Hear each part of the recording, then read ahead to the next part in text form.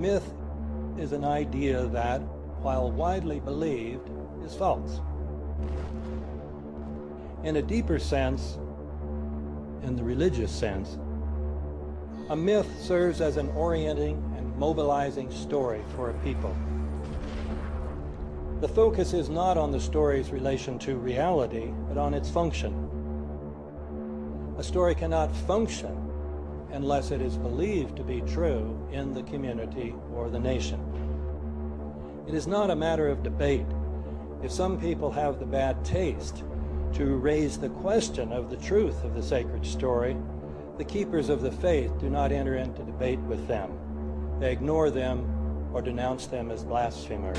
It is wrong, blasphemous, and sinful for you to suggest, imply, or help other people come to the conclusion that the U.S. government killed 3,000 of its own citizens.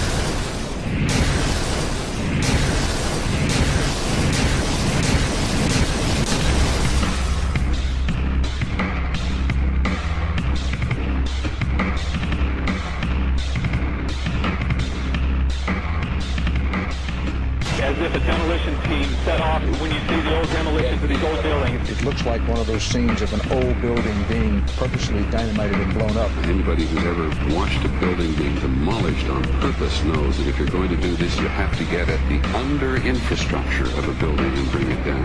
The way the structure is collapsing, this was the result of something that was planned. It's not accidental that the first tower just happened to collapse and then the second tower just happened to collapse in exactly the same way. How they accomplished this, we don't know. The building collapsed to dust. You don't find a desk. You don't find a chair. You don't find a telephone, a computer. The biggest piece of a telephone I found was half of the keypad, and it was about this big. What happened to the concrete was pulverized from river to river. There was dust powder 2-3 inches thick. The concrete was just pulverized. Demolition of those pictures we've all seen too much on television before. A building was deliberately destroyed by well-placed dynamite to knock it down. It's what they had detonated. They planned to take down a building. Boom, boom, boom, boom, boom. I heard a second explosion. There was a heavy-duty explosion. Then there's secondary explosions and then subsequent collapses. An explosion blew and it knocked everybody over. To me, it sounded like an explosion. It sounded like gunfire. Bang, bang, bang, bang, bang. And then all of a sudden, 3 big explosions. We heard a big explosion coming down. And then the entire top of the building just flew up. We saw some kind of explosion. By the force of the explosion. Big explosion. Blew it back up to the 8th floor. Then we get to the lobby with this big explosion. The lobby was a bomb had exploded there. A huge explosion now, raining debris. It's been a huge explosion. Huge explosion that we all heard and felt. We just witnessed some kind of follow-up explosion. We heard a very loud blast, an explosion. And a secondary explosion at Tower 1 camp. That is another bomb going off. He thinks that there were actually devices that were planted in the building. Planted in the building.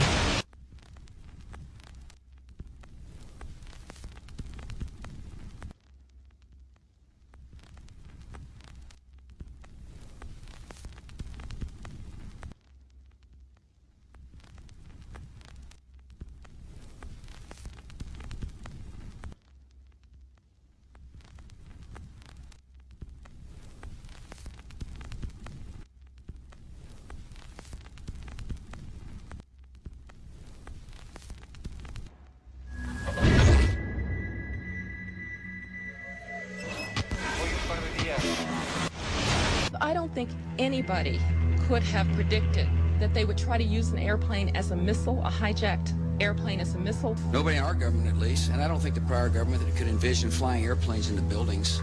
No specific threat involving really a domestic operation or involving what happened, obviously, the city's airliner and so. There were no warning signs that I'm aware of. USA Today reports that in the 2 years before the attacks on September the 11th, NORAD conducted exercises using hijacked airliners as weapons, and one target was the World Trade Center.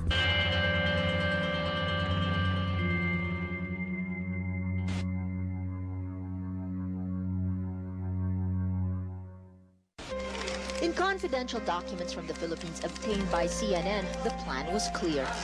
He will board any American commercial aircraft, control its cockpit, and dive it at the CIA headquarters. Other buildings targeted the Pentagon and the World Trade Center. Security and counterterrorism was blinking red, in the words of George Tenet, that the warnings of an imminent attack were so severe that something dramatic should have been done. It was unparalleled. Instead, our president went on a month-long vacation.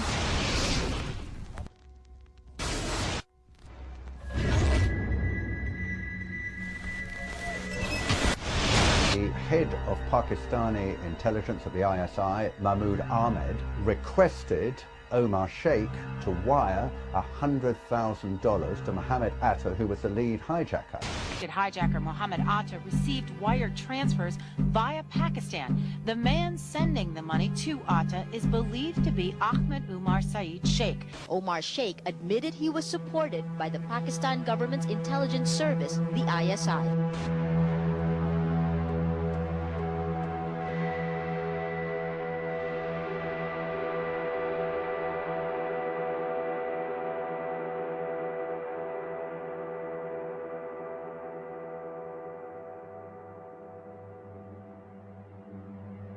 Although we are told that 4 or 5 of the alleged hijackers were on each of the flights. If so, their names should have been on the flight manifests. But the flight manifests that have been released contain neither the names of the alleged hijackers nor any Arab names whatsoever. We know that the men who were supposedly the hijackers had their houses, cars, credit cards paid for by the U.S. government. They were in truth agents. Evidence was also apparently planted. The passport of one of the hijackers on Flight 11 was allegedly found in the Rebel. Goes through the fireball, through the side of the plane, and comes down to the ground unscathed. But something happened. For 6 months, they reported they had this passport. Boy, we've got it. We've got the proof. And then the guy stood up and was alive. Several of these 19 men are still alive.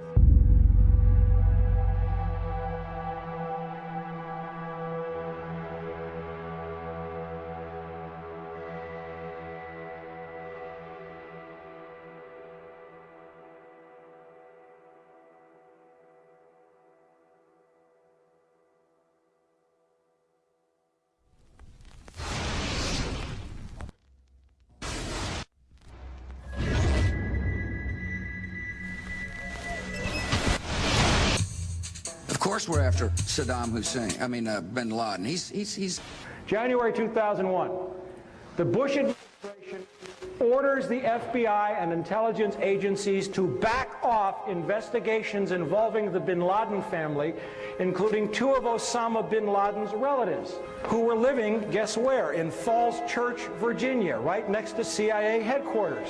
When he was already America's most wanted criminal, he reportedly spent 2 weeks in the American hospital in Dubai, was treated by an American doctor, and visited by the local CIA agent.